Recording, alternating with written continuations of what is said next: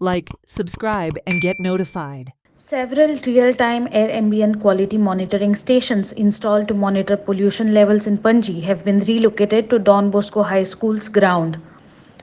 The move has raised suspicions regarding the true intentions behind the installations, with critics alleging deception aimed at misleading the High Court. The installations were purportedly set up as a part of a collaborative effort between civic authorities and the Pollution Control Board under the guise of monitoring air quality standards around ongoing smart city works.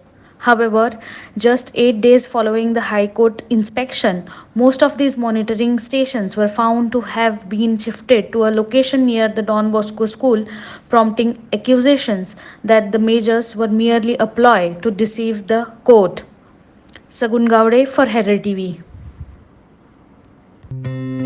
Watch on Herald TV